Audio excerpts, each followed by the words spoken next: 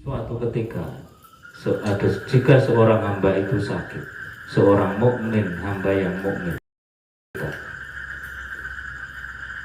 itu sakit, pernah sakit sahabat semuanya? Terutama saat ini kan baru habis itulah sakit hati, ngomong saya korban perasaan itu kan sakit.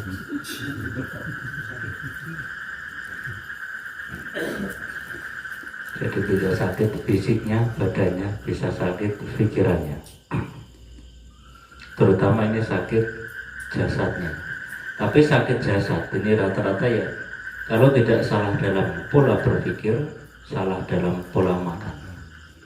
Itu hanya dua sumber penyakit paling pokok itu. Sakit perut, asam lambung, cek dulu pola makannya. Pak Bambang, aku sakit perut dulu, apa tadi makan sambal itu kan salah itu. Jadi ketika ada seorang hamba yang beriman sakit, maka Allah itu memerintahkan malaikat untuk mencatat. Maka diberitahu, catatlah, untuk mencatat hamba yang mukmin tersebut. Li abdi ahsana ma kana ya'malu fi sihhati warriqi. Jadi mencatat kebaikan hamba, amal kebaikan seseorang, kalau tidak tahu hamba, yang dilakukan ketika sehat dan ketika lapang, atau ketika tidak ada masalah. Idza maradu al-abdul mu'minu wal ammatul mu'minah. Ketika seorang mukmin laki-laki dan perempuan sakit, maka ba'atha Allah Ta'ala ilaihi arba'atan minal malaikah. Jadi ketika kita itu sakit, Allah itu memerintah 4 malaikat. Jangan ditanyakan, aku pas sakit kok gak melihat ya. Ya memang malaikat itu tidak bisa dilihat. Malaikat itu sifatnya gaib. Gaib itu tidak bisa dilihat oleh mata. Jin juga sama, tidak bisa dilihat oleh mata. Berarti malaikat dan jin bisa ketemu, tidak, gaibnya berbeda, tempatnya juga berbeda. Malaikat tugas mencatat amal kebaikan manusia, dan jin bukan itu gaib, ke gaib dari kita. Semua sahabat komunitas ngopi bareng macam itu. Ini masih didengarkan apa ngantuk? Sambil ngopi sambil merokok gak apa-apa. Jadi Allah mengutus 4 malaikat. Pokoknya sambil santai selonjoran juga gak apa-apa. Maka beruntunglah kita semuanya yang masih ada kesempatan untuk tholabul ilmi. Itu sangat beruntung. Dapat ilmu, dapat pahala, dapat kopi, dapat teh, dapat kawan, tidak galau. Karena alhamdulillah rata-rata sahabat komunitas ngopi ini kan wajahnya ceria-ceria, karena galaunya semakin hilang. Jangan sampai hidup kita itu diisi sampai meninggal hanya galau dan sedih. Itu kan sia-sia umur kita. Nggak terasa sudah dikabarkan meninggal. Jadi yang seterusnya, ketika seorang mukmin, baik laki-laki ataupun perempuan sakit, Allah itu mengutus 4 malaikat sebelum sakitnya. Terus Allah memerintahkan ahadahum ayyakhudha quwwatahu fayakhudha bi amrillahi ta'ala. Allah memerintahkan para malaikat tersebut untuk apa? Untuk mencabut kekuatannya.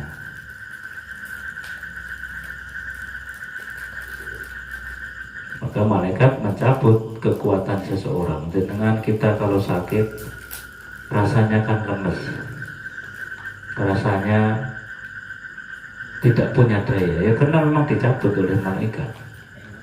Ayyakhudha quwwatahu fayakhudha bi amrillahi ta'ala fayatafu.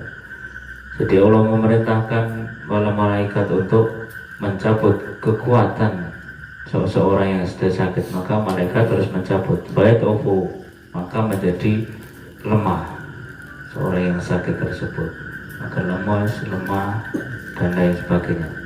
Bayak muru asani, dan Allah memerintahkan pada malaikat yang kedua untuk apa? Ayak hudala datatan yang famihi, untuk mencabut enaknya makanan dari mulutnya.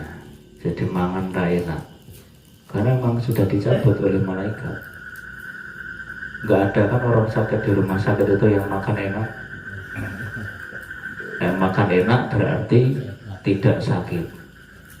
Maka diingat, kunci sakit itu, kunci sehat diantaranya makan enak, tidur nyenyak. Berarti orang itu sehat. Tapi kalau tidur terus ya lain lagi. Bukan berarti ngopo kok tuh jari ini sehat. Enggak seperti itu. Ada standarnya, 7 jam, 8 jam setiap harinya. Kalau lebih dari itu sampai 10 jam, 12 jam, 15 jam berarti sakit double. Ya perlu diobati juga itu. Makan cukup 2 kali sehari, ini kok sampai 5 kali berarti juga sakit. Saking enaknya, jadi ini nek enak makan sehat. So, kalau nggak pakai ukuran ya akhirnya sakit perut, terus tampangnya kayak orang mau punya anak. Karena makan nggak pakai ukur itu jelas. Kalau perutnya besar itu rata-rata porsi makannya tinggi. Ya bisa disurvei loh. Coba dibuka bajunya. Pojokan. Yang senyum-senyum.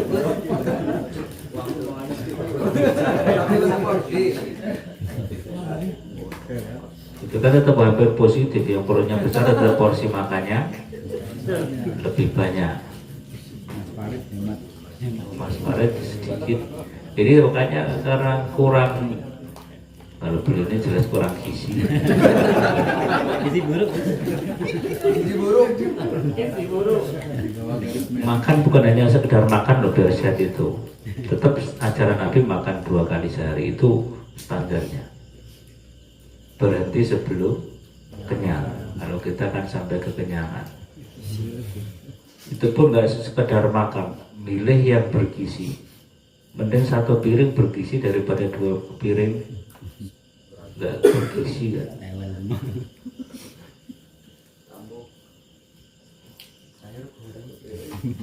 Tambung, yang penting jangan sampai kekenyangan.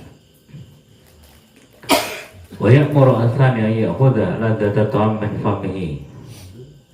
Itu yang malaikat yang kedua diperintah untuk mencabut enaknya makanan dari mulutnya. Jadi lidah kita juga tidak enak makan spor rasanya itu. Gampang. Wayak muru asani ayahuda nur wajhihi. Malaikat yang ketika diperintah oleh Allah untuk mengambil cahaya wajahnya, jadi kelihatan pucat. Kan kelihatan orang-orang yang sakit itu dari wajahnya kan kelihatan. Bisa, pokoknya berbeda. Makanya kita harus selalu sehat, baik sehat fisik, jasad ataupun sehat pikiran. Orang yang pikirannya tidak sehat pun kelihatan layu. Maka seseorang yang saya sampaikan, yang sering sakit pikirannya, galau, ketakutan, sedih, itu kan aura wajahnya hilang. Orang yang sering sedih itu nggak menyenangkan kalau di pandang wajahnya. Orang yang selalu ceria kan berseri-seri. Coba tengok ini yang bisa dicek ini. Sakit pikir tidak, itu bisa semua itu.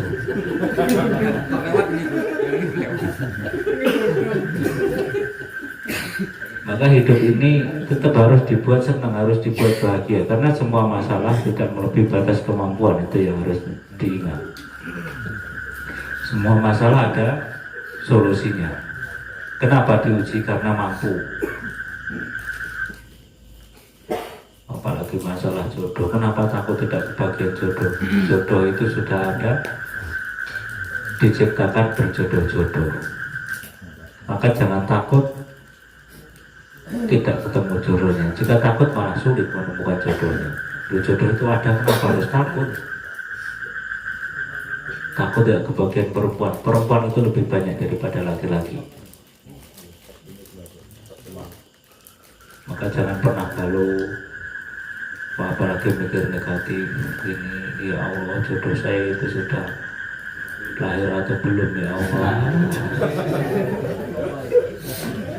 Malah tambah sulit menemukan yang sudah ada.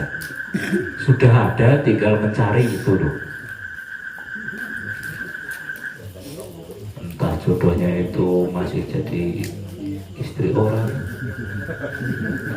atau insya Allah ya enggak itu. Kalau mau sudah jadi istri orang ya enggak lama lagi cerai. Tapi jangan, ya Allah dekatkanlah jodoh saya. Pertama, jika jodoh saya menjadi istri orang maka matikanlah suaminya ya Allah. Itu malah melakukan hal dosa. Ketika semakin berdoa, semakin memohon untuk matikan suaminya, ternyata memang jodohnya itu. Maka kita hanya akan kurus kering dan tidak bisa memisahkan mereka. Yang kita cintai jadi istri orang, tertawa terus, gak mikirkan kita. Kita selalu rugi, habis waktunya. Maka kalau berdoa itu ya Allah, yang ringan-ringan aja, ringan dan umum, ya Allah pertemukanlah jodoh saya. Kalau kita doanya kok dikhususkan, itu ya bisa sakit hati. Ternyata kok tidak jodohnya, bukan jodoh kita kan rugi. Ya Allah jadikanlah, sebutlah namanya jodoh saya. Kalau tidak jodoh ya tidak bisa. Berarti kan menghabiskan waktu. Kalau berdoa ya umum, ya Allah segera pertemukan jodoh saya ya Allah. Jika jauh dekatkanlah ya Allah.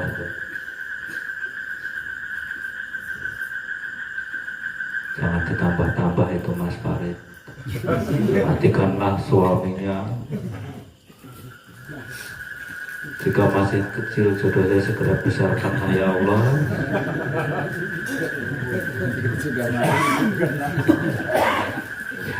Hidupkan kembali kayak buku MPK.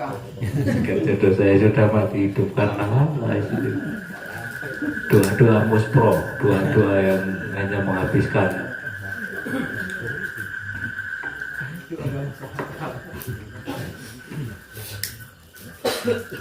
Maka setelah nur wajahnya, cahaya di wajahnya itu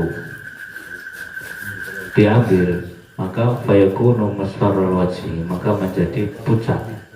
Wajahnya menjadi pucat karena sudah diambil oleh malaikat. Wa ya'muru ar-rabi'a ayakhudha jami'a dunubihi fayakunu tahirun anid dunub.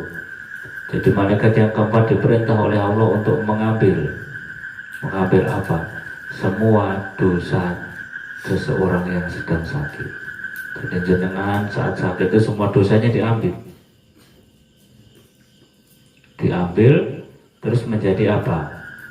Fayakunu tohiron anid dunub, menjadi bersih atau suci dari dosa.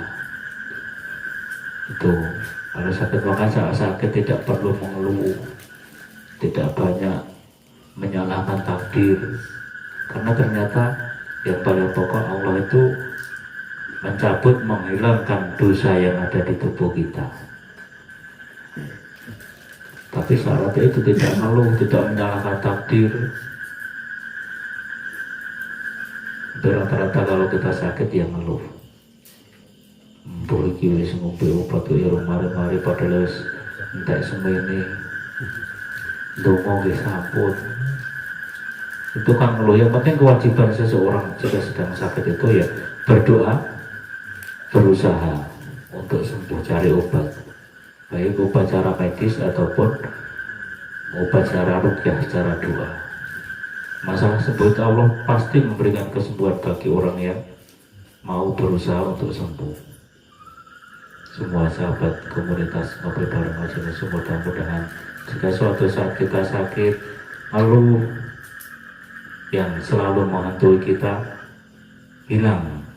Kita tidak mengeluh saat sakit yang pertama, dan dosa-dosa kita semuanya diambil oleh Allah Subhanahu wa Ta'ala menjadi suci kembali. Apalagi setelah sakit memang bertahun-tahun tidak mengeluh, tetap ingat pada Allah sampai meninggal, berarti husnul khotimah. Dosa semuanya sudah diambil loh. Tapi jangan terus nengok orang sakit, sampai kudu seneng lo sakit kita. Enggak seperti itu toh. Sampai bersyukuran. Tahun-tahun sakit. Apa rata ngaji boleh kepriye? Tulisannya sampai dijak kabeh kok.